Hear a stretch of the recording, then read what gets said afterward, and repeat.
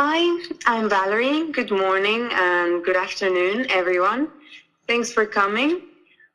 We are going to do a very brief run-through of this program, just so that everybody can communicate with us and you know what you're seeing in your screens. First of all, to the left side, you have a chat.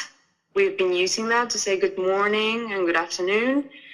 If you could use it now and send us a message just to know that your chat is working okay and that the sound is working okay.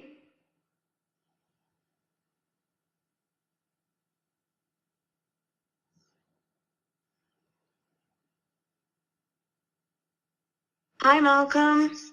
Okay, I can't say hi to everybody, long list, but yeah, hello everybody. Great, it seems to be working. All your messages are private to us, to the presenters. So there you can type your questions, or if you want us to slow down, to speed up. Okay, so let's go to the bar that you have on the top. There is one icon, the last icon, that says My Mood. And then you can click to raise your hand, say yes, say no. You know, if you have a question, raise your hand and go to the chat and type. If we ask a question, for example, is the sound okay? Could you go to My Mood and say yes or no, please?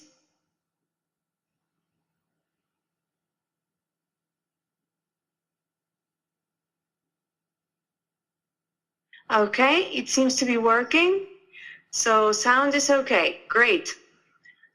Speed up. If you want us to go faster, you just have to press that button and say, you know, the class is a bit slow, let's speed up. Everything is easy and we're understanding. Or if you want us to slow down at any point, you just click there and say, this part we maybe need to spend a little bit more time to review it. So that's the explanation of the program. And now I want to welcome you to the first week of the 12-week Chinese Language Bootcamp.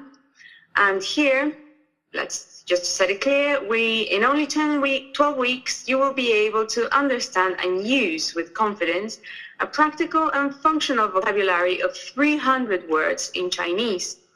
This will enable you to speak, read, and understand the foundations of the Chinese language, preparing you to undertake with ease further studies to master the language without stress, memorizing, or devoting long hours to study.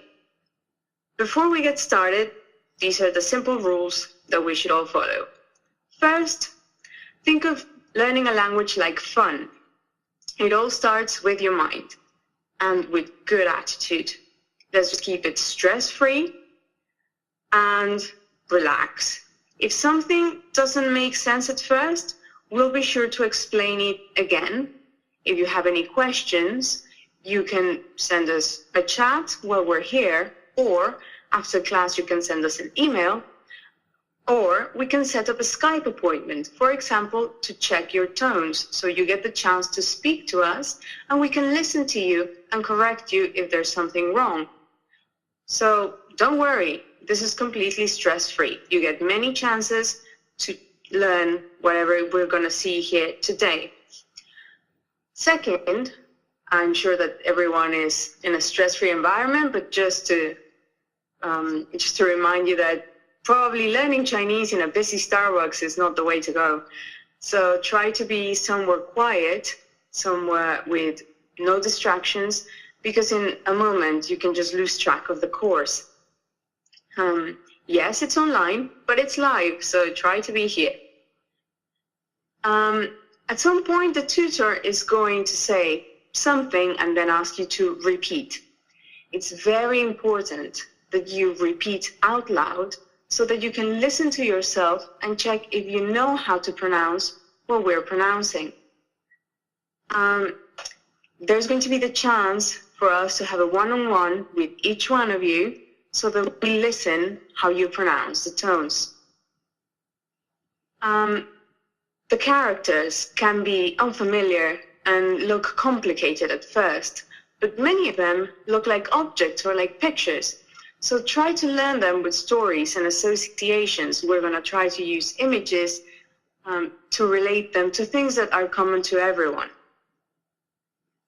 And since I said this is a live event, so we're going to have 45 minutes of class, then a 5-minute break, and then another 45-minute period. So use that 5-minute break to do whatever you have to do and to get some water, get some coffee, and then come back and try to be on time. We're going to check that everybody's here anyway, but let's try to be on time. And remember, if you have a question, please do ask. Does anybody have any questions of how this program works so far?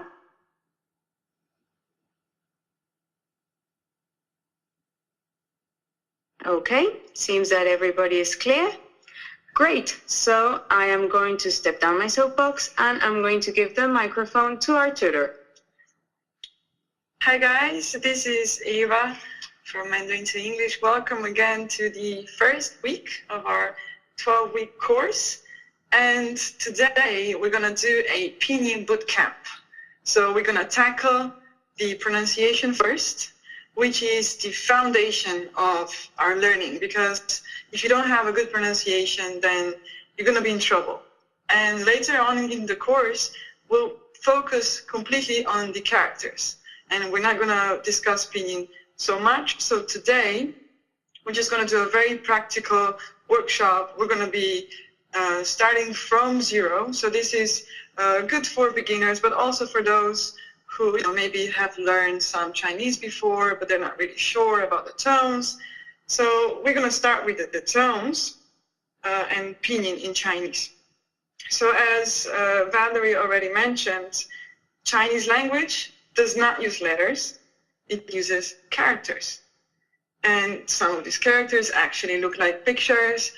Some of them are rather complicated. But when we see them, we have no idea how they're pronounced. To know how a character is pronounced, we use pinyin. Pinyin uses Roman letters. So for speakers of languages such as English or Spanish or Slovenian, we find it rather easy to learn pinyin because the sounds are similar. And pinyin has 4 tones. Let's start with the first one. To say the first tone, you kind of have to sing it. For those of you out there who've ever tried studying music, you might remember the do, re, mi. So that's what we have here, is a prolonged, sustained sound, which is the first tone in pinyin, in Chinese. So again, to say the first tone in pinyin, we say do, repeat, do, or you can say re, re. Okay, so what matters here is that, because women might pronounce it a little bit higher, men might pronounce it a little bit lower, but don't worry about that. You're going to be understood as long as you make sure that you keep that sustained sound. So let's try with some Chinese words. Let's try with the first MA word, which is ma, and let's try to pronounce it in the first tone. To say ma in the first tone, we say ma, repeat. Ma. Okay, so ma or whatever pitch you want to choose is the first tone. In writing, the way we write it down is we put a little short horizontal mark above the vowel. So in this case, we have the letter A, but it could be E or O or U. And so we put that little line above the vowel. And for the more visual learners out there, you can imagine the first tone as a kind of a horizontal arrow. So just make sure to keep that sustained sound. So again, ma in the first tone would be ma, Ma. Okay, and ma is actually mom. So the first word we learn in Chinese means mother. So we are starting like babies. So ma means mom. Ma. Okay, let's try another word, which is T-A-N-G. And let's try to pronounce it in the first tone. So T-A-N-G would be tang. Tang. Good.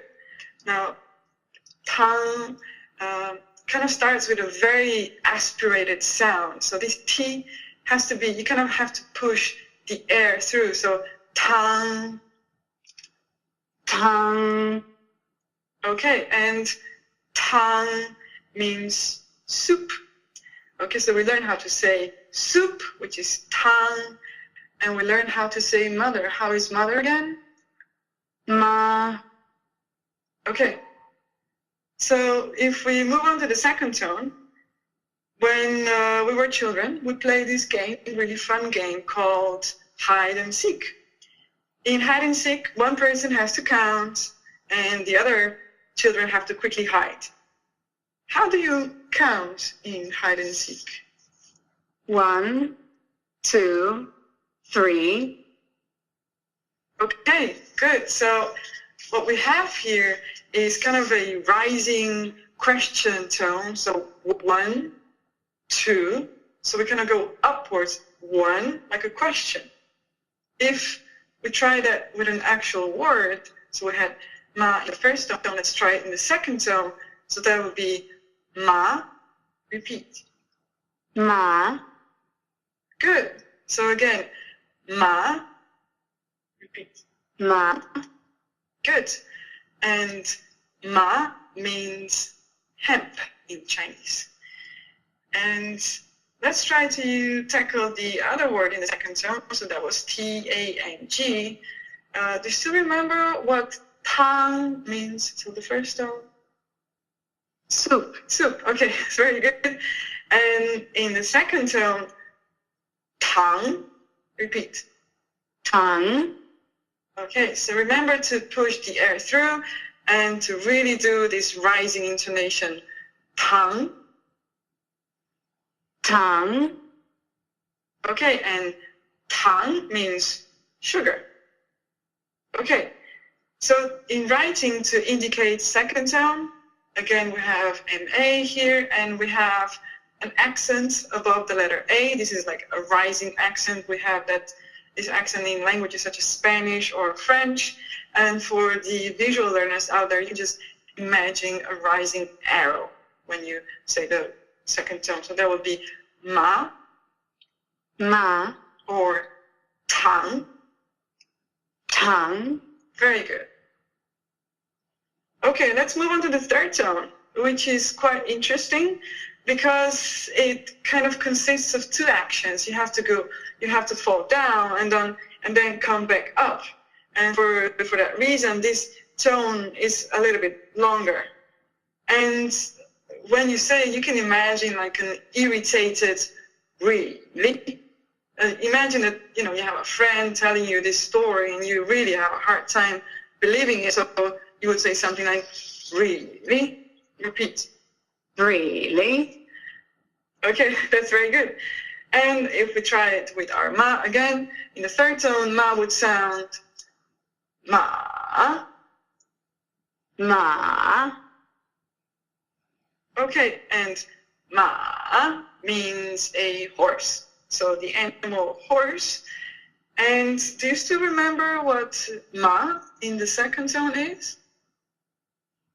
Not really, right? It's hemp. Hemp is ma, and so that's the second tone. And for some people, it's difficult to distinguish those because they both have a rising kind of part. But there's a difference. Let's hear it. So the second tone is ma. Ma. And the third tone is ma. Ma. Okay, I think the difference is quite clear. You just have to make sure to really dig downwards with the third tone. Okay, let's try the third tone with the other word that we know. So T-A-N-G. So that would sound, the third tone, it would sound like ta.